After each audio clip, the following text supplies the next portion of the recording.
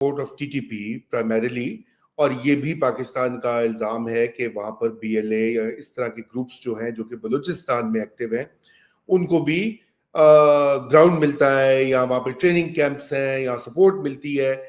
तो वहाँ पे भी आपने देखा कि इसहाक डार गए हुए थे। तो क्या समझती हैं कि आप कि चाइना कुछ रोल अदा कर सकता है उस मामले में?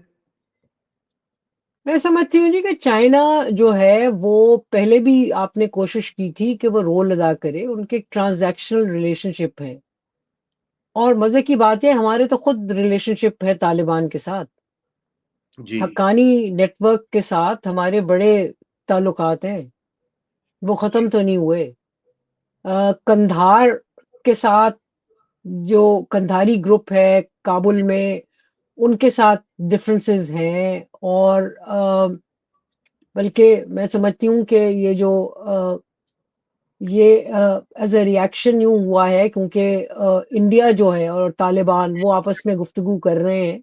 खुद हिंदुस्तान में लोग बहुत इस मामले पे हंसते हैं कि अब जो एलाइज हैं जो इंडिया के, वो हैं तालिबान, ताइवान और इजराइल। हम्म। तो देखिए, बात यह है कि ट्रांजैक्शनल रिलेशनशिप है, और मसला ये है कि तालिबान के साथ चूंकि आपके डिफरेंसेस बहुत लेवल पे हैं, आपके उनके साथ ताल्लुकात हैं भी और डिफरेंसेस भी हैं, और जहां उनको शिकायत है, जहां वो समझते हैं कि आपने उनके साथ अच्छा सलूक नहीं किया, तो उसमें चाइना मेरे ख्याल में कोई ऐसा कोई रोल अदा नहीं करेगा।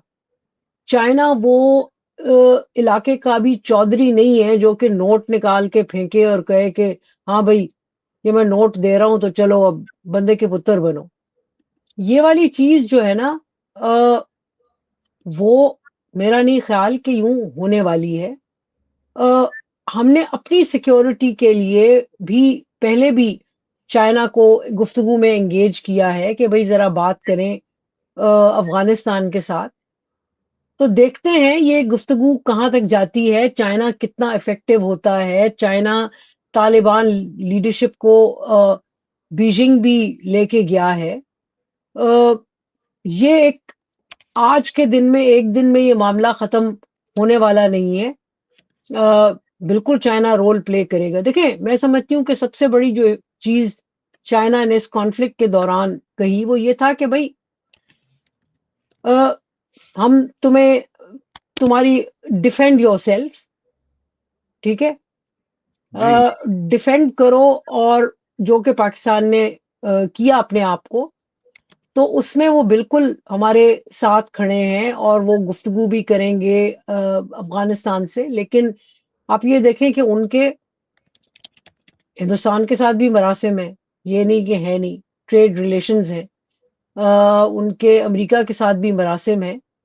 तो मेरा नहीं ख्याल कि वो ये वाली पोजीशनिंग जो है कोई ब्लैक एंड वाइट में है।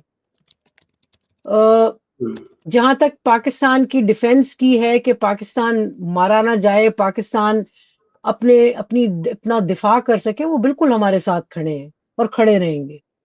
राइट। तो आयशा, उनके देखे ना, अब वो खुद भी, उनको बड़ा इंटरेस्ट है अफगानिस्तान में चाइनीज को, वहां के जो मिनरल्स हैं, और वो चाहते हैं कि अब ये भी ऐलान हो गया कि सीपेक जो है वो अफगानिस्तान में भी, अब पता नहीं कैसे वो वहां पे स्टेबिलिटी नहीं आएगी तो सीपेक कौन सी वहां पे एक्सटेंड होगी, लेकिन बहरहाल ये भी अनाउंसमेंट हो गई है।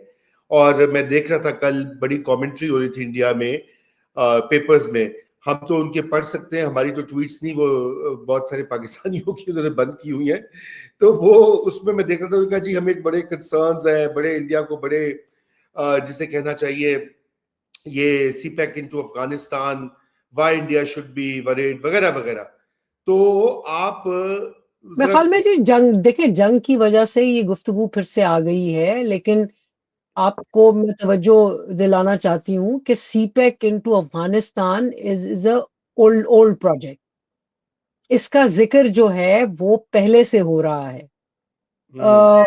पाकिस्तान जो है वो मसला देखें, मसला ये नहीं है कि अफगानिस्तान में सीपेक जाएगा या नहीं जाएगा। सी सीपेक के लिए देखिए, जो चीज चाइना चाहेगा वो है प्रोटेक्शन। प्रोटेक्शन उसके अपने लोगों की, पाकिस्तान में भी और अफगानिस्तान में भी। अफगानिस्तान में तो एक कॉन्फ्लिक्ट है जिसमें मुख्तलिफ ग्रुप्स हैं वगैरह वगैरह। पाकिस्तान में हम सिक्योरिटी चाइना की नहीं कर सके ना।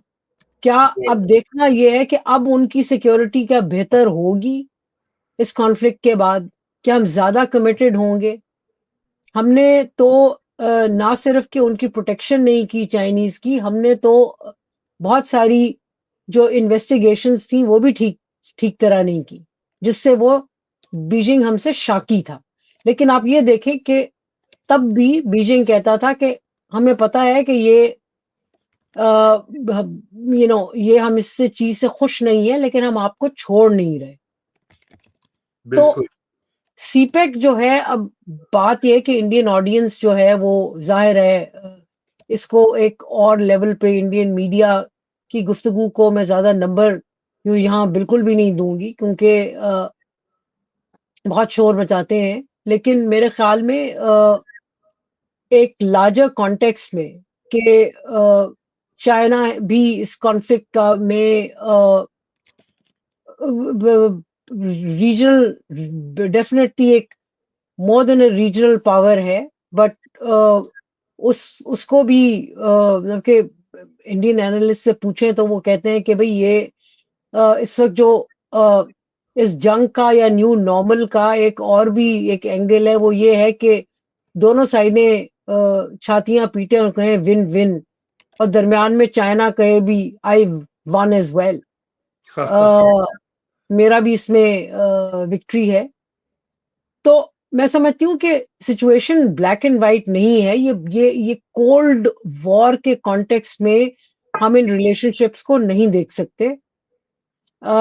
उससे we have to look at it, it's far more complex.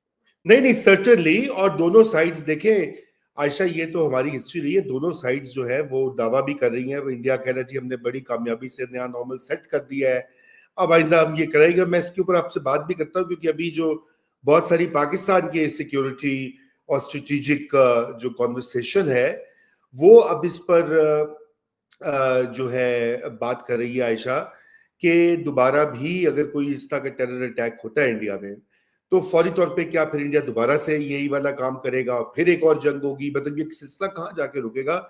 इसी टॉक जरूरी चाहिए। इससे पहले हमारे एक व्यूअर का सवाल है, वो कह रहे हैं कि उनसे ये पूछें कि ट्रंप जो है वो बार बार मुज़ाकरात की बात करता है और मोदी को पसंद नहीं आती, तो वो मोदी को क्यों जलील कर रहा है? तो ये सर बताएं। नदीम बेग साहब का सवाल है मेरे ख्याल से। जी।